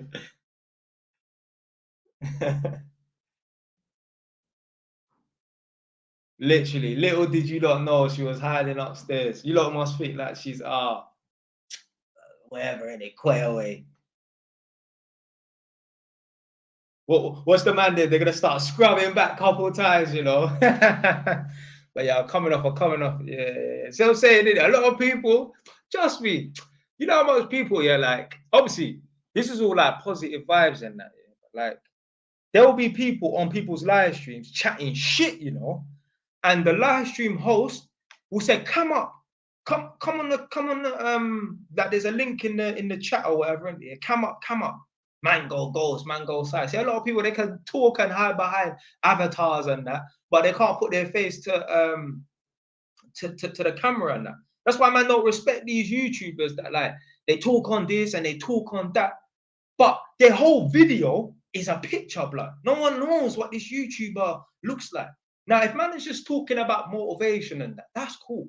But when a man's really giving his opinion and you get me, it's controversial, and a man's dissing this and dissing that and talking strong on certain topics and that, I can't respect you. I can respect what you're saying because facts is facts, no matter who or what it comes from. But I can't respect you as a person if you can talk strongly on this topic and not put your face to this camera. You're an idiot, blood. You're an idiot. Hey, look. My man said big up, you know. See, look, look, big up. Look, you earned your respect, you know. man put one, you know. But yeah, there's a lot of people, they can hide behind an avatar, talk this shit, talk that shit, whatever. And then yeah, but they can't put their face on camera. Their whole YouTube channel, their whole YouTube video is a picture. Can't respect you, man. Can't respect you, fam. Nah, nah, nah. She's not Spanish, you know. She's half Polish, half Arab. But yeah, I think people, yeah, I don't know. I think people said that they thought she was.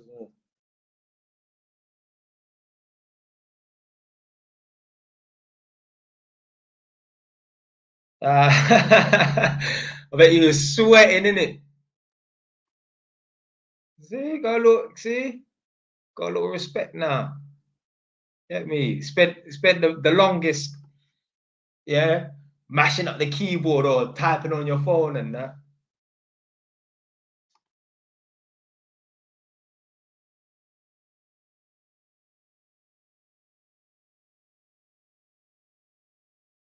See, respect, respect, respect. But yeah, man. Like man, what some of these live streams and that people just trolling, talking this, talking that. They don't want to come up. There's certain YouTubers and that. Um, apparently they're not real people. So basically, they use a fake picture and they've been making bare content for a couple of years and that. And they've been told, like people are basically almost begged them without being sneaky, beg them, come up, please. And they're not willing to do it. Literally, it's gotten that serious where let's say, for example, I have a platform here. You're on JY's TV. I've invited that person and this person. They both don't like to come up. One of them, the both of them have never cammed up in their life on YouTube. Yeah, boom. So I'm on my platform. I've got this person and that person. They've never cammed up in their life. And I've said to them, listen, yeah, both of you don't need to cam up and that, innit? Yeah. And this person over here says, okay, I'll cam up only if that person cams up. And the person over there is cammed up and said, look, this is me, innit? I know I look rough, rare, innit? Yeah, come off screen. The other person said, nah, you know, I'm not even playing those games. If you think I'm gonna come up just because you did it, I'm like, rah, you really trying to hide your identity for that, that seriously, like, come on, man. Come on, man. Yeah. But obviously, because the thing is here, like when you jump on this YouTube thing, blood, you better be prepared for what comes after, you know. Like, yeah, it's all fun on games and that making YouTube videos, spitting, you know, if you're talking facts, like you get me, King Richards talks facts and that. But some people are not gonna like it. Man talk facts. Some people are not gonna like it. I know there's people in my family that don't like what I say, my opinion on things. And forget about family and people who are just viewing and that. Do you think that me, as a man that talks the way I talk, you think I could get a job, a professional job as a lawyer?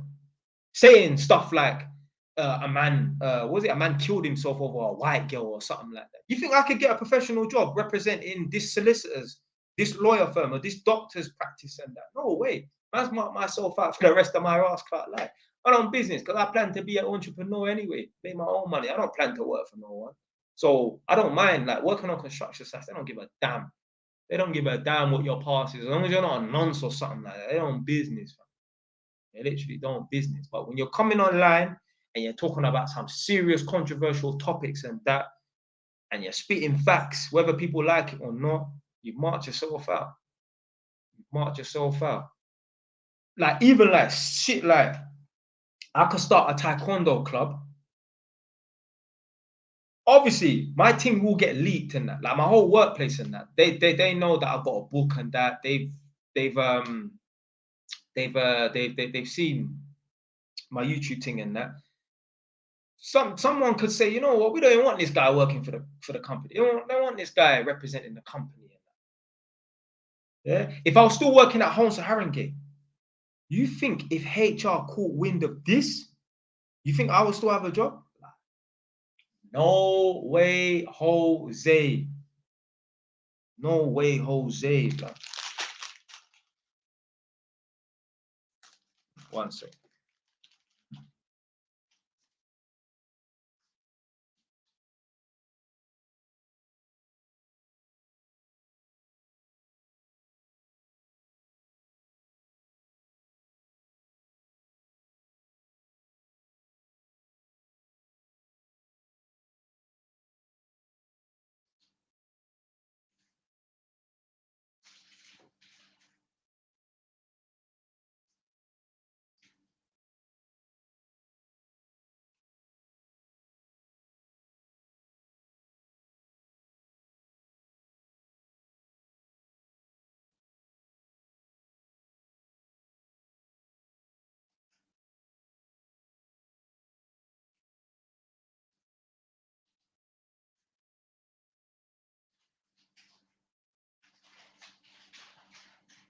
One sec.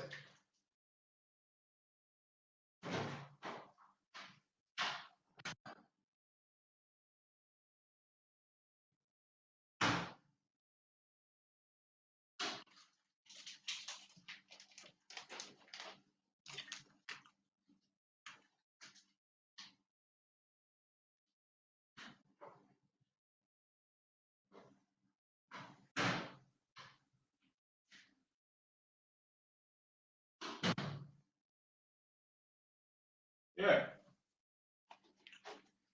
I've marked myself out.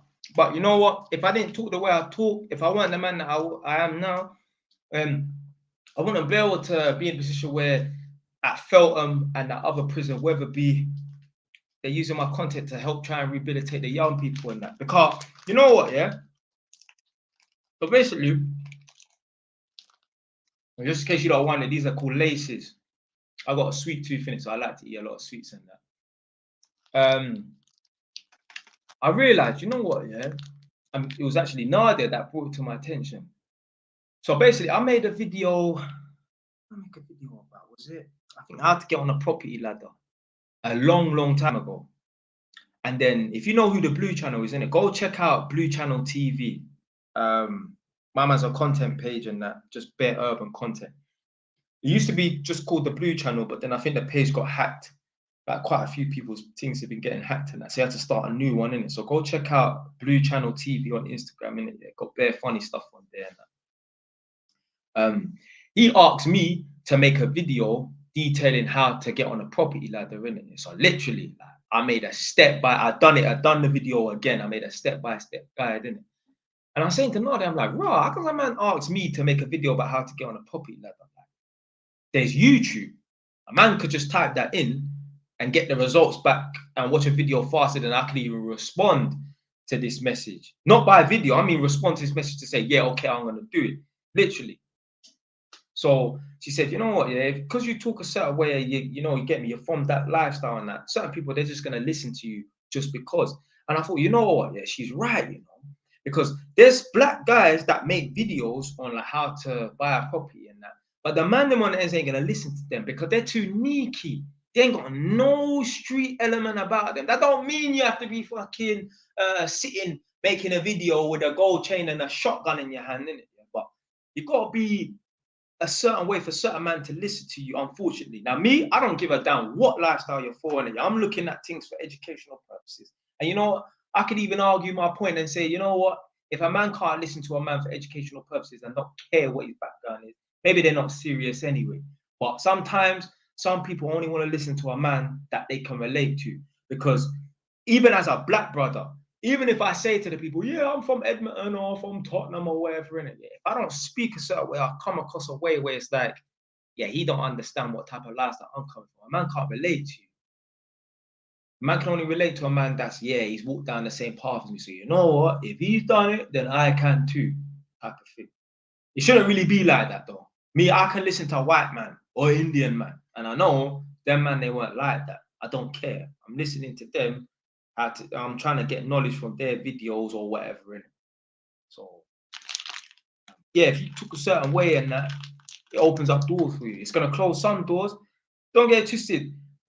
There's times like even right now, I'm in the process of buying my third property and that, and I've spoken to certain estate agents and I could tell they're not really taking me seriously and that, innit? You cut away I talk and that. And you know what? Sometimes you gotta learn how to code switch. You know, I'm lazy. I'm not talk the way I want to talk. But sometimes it will have hinder you a little bit. You get me? It's this road man talking on the phone. I don't feel like I talk like a road man, but that's how it sounds to someone who, especially, you remember, these are, it's not from the ends and that, so they're not used to people calling up to look at properties that talk a certain way. Even the tenants, I phone them up and I say, yeah, it's the electrician from such and such company and that coming down to do the electrical test and that. And I can tell they're adapting the way they talk to match mine, like they're talking kind of street and that.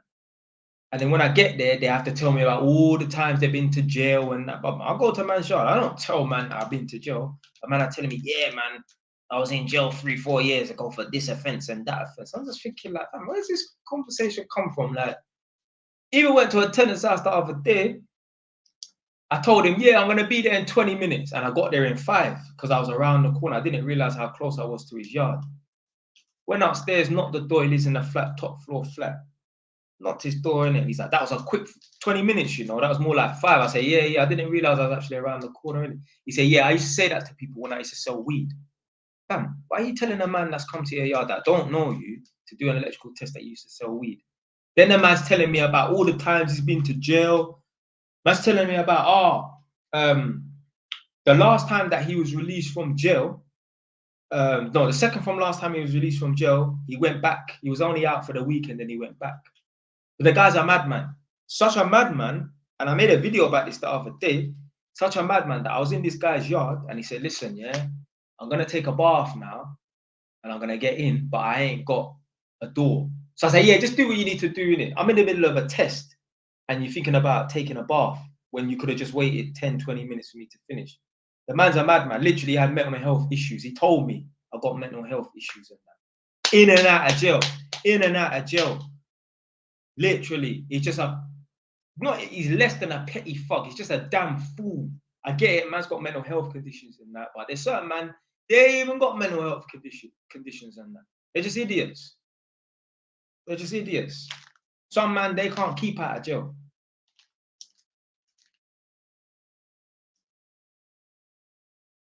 Literally, they're literally, and I know this is some paranoid talking as well, but a certain man, they're locked in the system, literally. All they know is going into jail, in and out of jail, in and out of jail. Like I mentioned in the video I released not too long ago, left unchecked, you can spend a decade of your life in jail. Maybe not as a 20-year-old, obviously, but certain men are 40 years old, and if they rack up, if they count up and add up and tally up and total up all the time that they spent in jail, it's like, bro, that's a 10, if not a 10 years I spent in jail. Couple 3-4 year sentences and that, on top of a few recalls. You know what recall is? You get sentenced for 5 years, you do 2.5, you come out, you're on a 2.5 year license. If you get into trouble, you go back to jail. I don't know if you do the whole sentence. I don't know. It depends on the severity of the crime that you committed whilst you were out on license, but you get recalled. Plus being on remand, some man on remand for a year, you do a couple of those, you do the maths, you spent 10 years of your life in jail. Not achieved a damn thing. Nonsense, bro.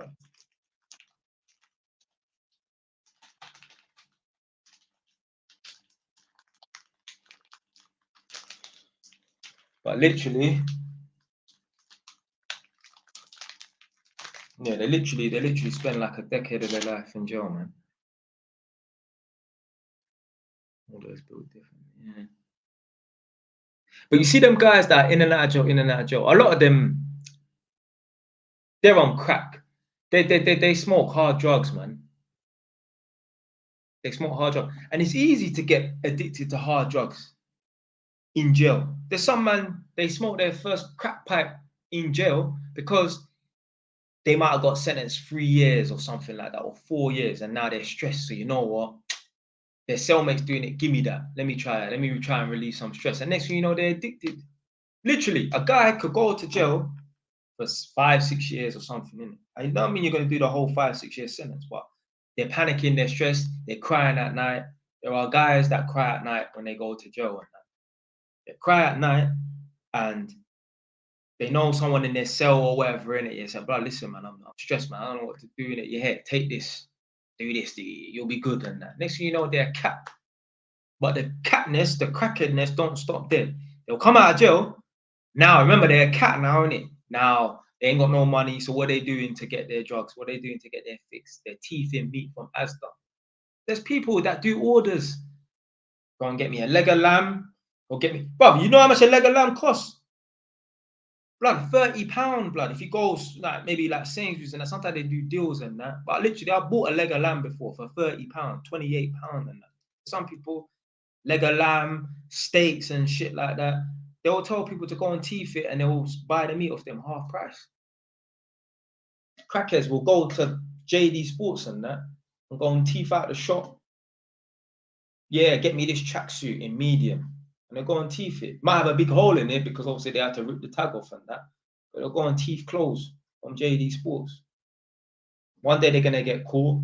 Now they're back in jail, smoking more and more crack. Do their sentence, come out. They're on license. They're doing the same sneaky shit because they're on, you know, they're catting for whatever. Get caught, get nicked, go back to jail. Just a vicious circle. Vicious circle, vicious cycle. Yeah, but yeah, true. Yeah. I didn't even think of that, you know. Yeah, go to the butchers and that. Yeah. Young Arts, Nadia. I don't know if she's still watching, but yeah. If a leg of lamb would be cheaper in the butchers. Trust me, blood. Man, see them programs there, boy, and no one wanna go jail in them South American places. Oh, let me just read what you said fully now. A man from yeah,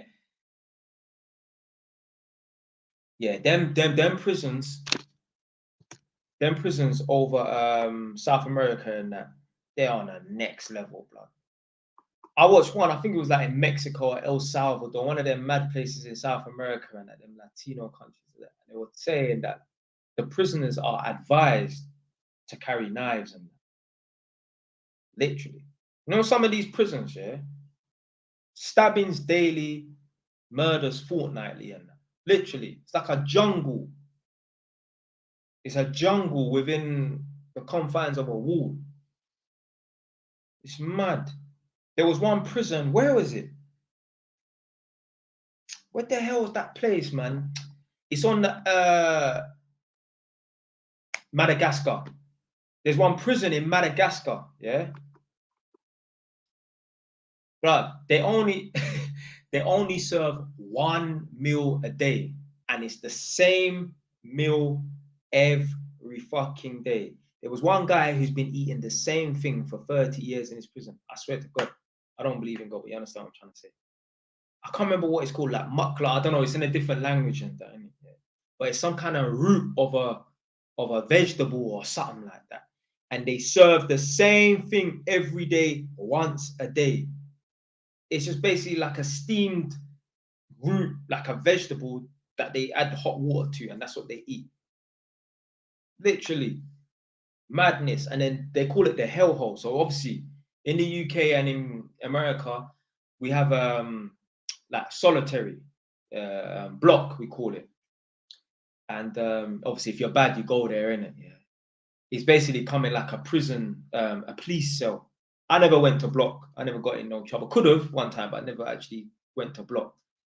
But basically, it's just like a police cell, innit? Yeah, like you just have the bed there and that, whatever. Boom. But at least you can talk to man through the vents and that. This place here, first of all, let me tell you about the prison as well. You know, I'm gonna put a link in for this jail. Yeah, it's that mad. Yeah, the man them are in this cell. Yeah, it is like a cell that's built for about 10 man, but there's like 40 man in this cell. They're literally sleeping side by side. They're packed in like sardines, my brother. You know, like you ever sleep in a bed with a gal and you spoon a gal? The man them are basically spooning each other. You're sleeping here, and a man's lips is on the back of your head, you know, fam. I'm not joking, blood. I'm gonna get the link for this video. Well, Nadia, see if you can get the link for that video in it. Yeah, type in world's worst prisons, Madagascar. Check the link quickly and make sure it's the right one, and then put it in the chat. Let me know if you can't find it. I'll find it myself.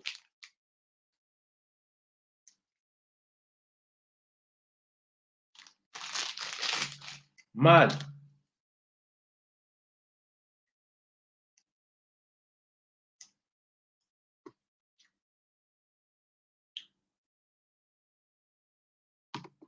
What do you mean screws? I thought screws were the govs. Like the govs are like obviously the prison guards, isn't it? So that's what my interpretation of the screws are, innit? But let me know if I'm wrong or if you think if you're calling it something different. But obviously the govs and that, I'm sure that's a different name for the screws. I'm sure screws is what they call the people, the govs in America, which are the prison officers and that. Oh, corrupt officers. Oh, okay, fair enough. Um, there was a couple rumors circulating and that. Innit? So like when you're in jail, yeah, every female is a 9, if not a 10 out of 10. You will have some short, fat, 5'2" white girl with blonde hair and blue eyes is a dead thing on road, fam. You know, like Charlotte from next door, fam, or Mandy that works at the local chippy. Some dead white girl, blood, that you would never approach them on the street. If they came up to you to get your number, you feel like, oh, fuck it, this hardly ever happens. So you know what, Bunny, yeah, I'll give you my number right now. You need to take me out on a date, yeah. You need to come pick me up and take me to your yard. Yeah, I want a pedicure and a manicure before I smash at that. Yeah, one dead thing. That is a 9 or a 10 out of 10 in jail. Yeah. So anyway, there was one girl, to be fair, she wasn't even dead. She was just like average, yeah, local Essex, local blonde hair, blue eyed white girl, innit? Yeah. So yeah, this girl wasn't even dead on the road, didn't it? But I just putting everything into perspective. So there was this little blonde white thing in it, little short thing. I don't know why they have these little girls, regardless of the color of their skin, as prison officers and that. But them man there go gym, them man they are strong. They'll throw you off the side of the flipping back railing and that. So I don't know what these girls can really do in a case of emergency and that. Anyway, boom. There was one white brother, one white guy. He was a prison officer as well. So there's one little 5'2", 5'3", cute little blondie, one of the prison officers. And then there was another guy, big guy, tall guy. Apparently, allegedly, they used to be smashing in one of the empty one of the empty prison cells. Allegedly, they used to go in there at night time when they were on their shift and smashing there. I never heard nothing or whatever in it, but that's what I heard. I heard allegedly they were smashing. That was the only corrupt thing that I heard that was going on in the jail whilst I was there. Obviously, there are govs and that will bring in food and smuggle in drugs and that. I've heard stories where a prison officer has smuggled in drugs for one of the man them on the wing and that end up getting nicked and going to jail herself as well, wasn't it? So yeah, yeah. And obviously there are some govs that will smash some of the prisoners as well. It's happened before, isn't it? But yeah, obviously I was only in jail a couple months and that, so man didn't really get to hear or see anything mad in terms of the prison officers and that. There was one Polish woman on my wing. She was a Polish woman that worked there. She was a prison officer and that. And I said to her, like, I can't remember what we was talking about, but she said, yeah, she used to work at Pentonville. Oh, nah. Let me see. Hold on. You know, I might just make you a moderator, you know, so you can.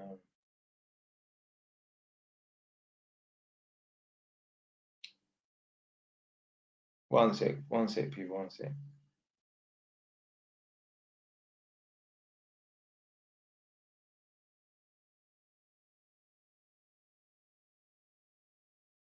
Nah, send the link again, Nadia, because I can't see it. It didn't even show. It didn't even go up for review.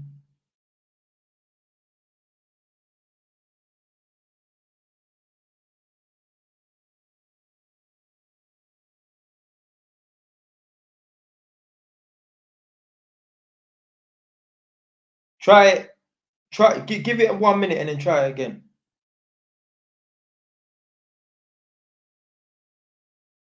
But anyway, yeah. So Pentonville's kind of like a notorious prison, isn't it? Definitely had a reputation way back in the day. So yeah, she used to work at Pentonville. This Polish woman that was on one of the prison officers that was on the wing. So yeah, I must ask, so what was it like working at Pentonville? I bet you see something mad. She was like, no, this prison is worse than Pentonville. Yeah, someone might get killed once every 2-3 years or something, innit? But let me tell you something about ISIS, that prison that I was in. I think they named it ISIS for a reason. I know why, because it was a fucking war zone. Blah. Let me tell you something about ISIS, yeah? Every day, that bell was going off. and those cars were running. There was one prison officer, and I don't want to get my show cancelled or nothing, my channel get blocked or nothing like that. But you know, you can't talk on no communities or give your opinion on any sort of communities and that, because they will cancel you and that. But let's just say, you get me, I'm a certain way in that, and certain man, I will class them as funny man. Do you understand what I'm trying to say in it? So certain man, they're not into the things that I'm into in it. Certain man is funny man. So anyway, he was one big, tall, fat, funny man. And one time the bell went off. Like I said, every day that bell was going off.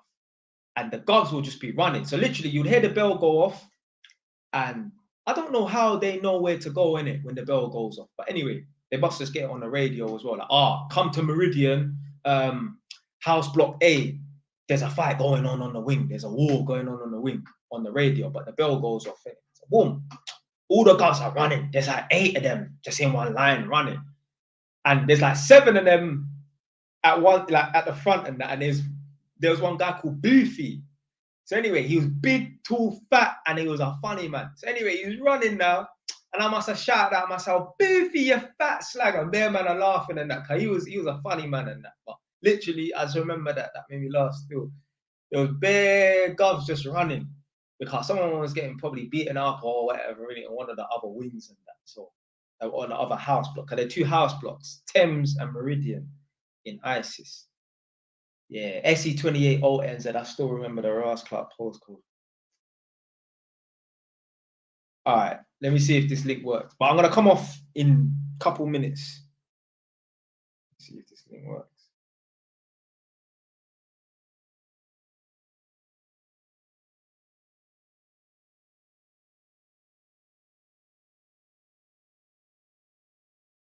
Oh yeah. So basically, anyway, in normal prisons like the UK and America, you got block, which is solitary confinement. But in this prison, remember, this is a 5th world country, 10th world country to blood. So anyway, boom. So if you get sent, and they call it the hellhole, literally, it's like being in hell, literally. If that ain't hell, then hell must be close to it. It's hell without the heat. Blood, like, there's no toilet in there, you know, and you don't get let out to go to the toilet. You have to shit and piss in the cell in the corner. Like, there was this green liquid, looked like something out of a chemical lab or a witch's cauldron or something in the corner. And it must just be the liquid, all the piss and the shit, all boiling up in the heat and that. And it's hot, it's nasty. I beg you, look, I'm coming off in 5 minutes, 2 minutes, I beg you, look, go and watch that. Look, the man them have left already. Look, there's all 8 man in there. I swear there was 15 man 2 minutes ago. Yeah, there's 8 man now. Man slashed the live stream down by half, innit? I beg you, man, go and watch that clip, that video, 48 minutes long, innit? Or something like that. It'll make you appreciate your freedom in this country, boy. That's why, but I don't want to go to none of them foreign man country. Because blood, one of the guys there was from France, in Madagascar. I think he had a fight with someone or something, and they sent him to that prison. No. If I have a fight with someone and you're looking to send me to that jail, blood, extradite me, I beg you. I'll pay you whatever in it. But if I'm not sleeping in no cell with a man's lips at the back of my neck, fam. Literally, like sardines, fam. I'm not joking, bro. You need to go and watch it, fam.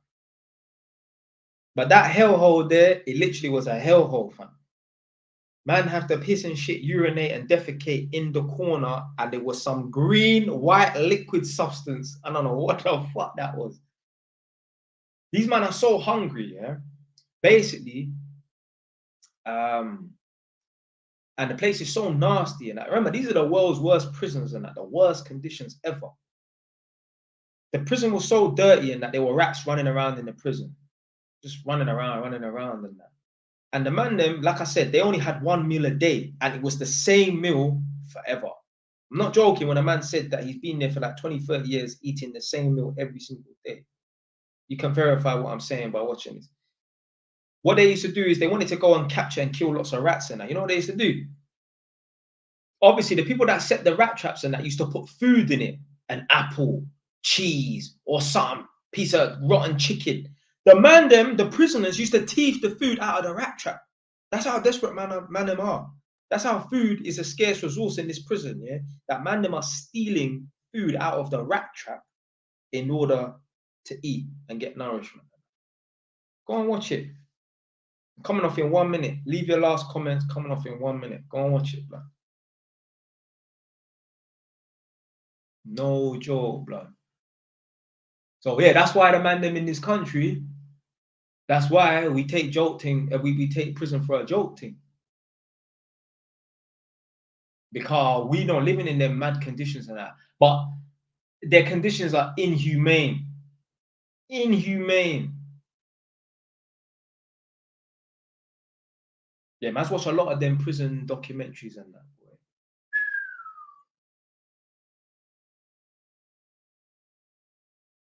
Fam, whoa. Let's just be clear in it. Yeah? I don't want man to get nothing misconstrued. Yeah, man said respect for you, big dog, for having to go through that. Fam, I didn't go through nothing, blood. I'm saying this is in a documentary, my brother. Yeah, yeah. Just in case a man think that that was me, blood. No way, blood. I'd probably die in there, fam.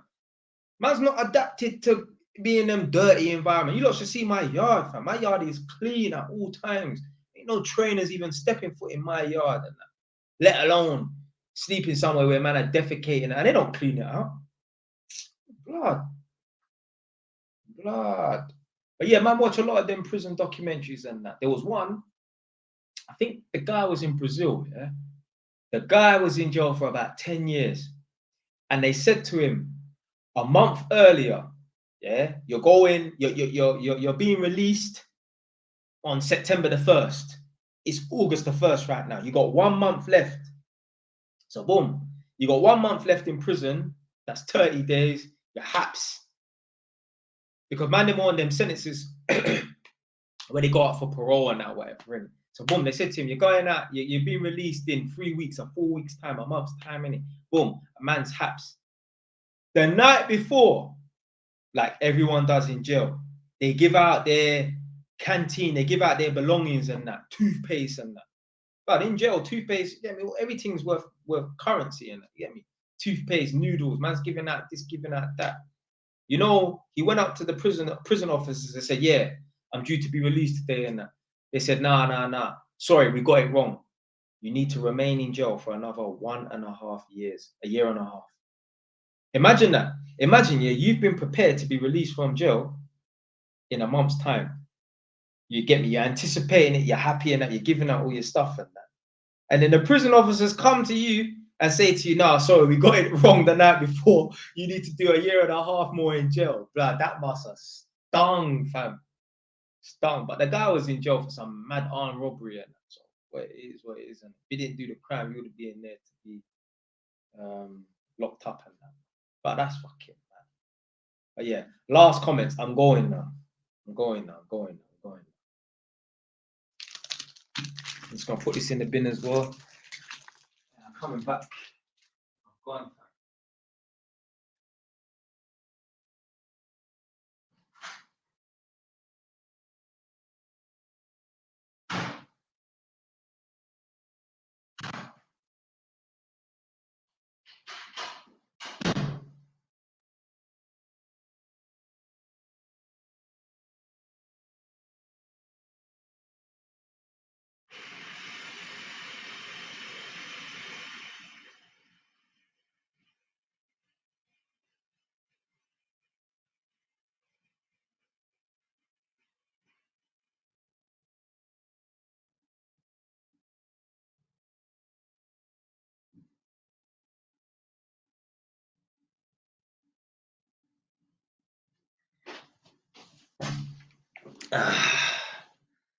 All right. I'm gone. Yeah. Oh no. All right. Stay tuned for the next one. Don't know when it's gonna be though. But yeah, soon. Stay well done.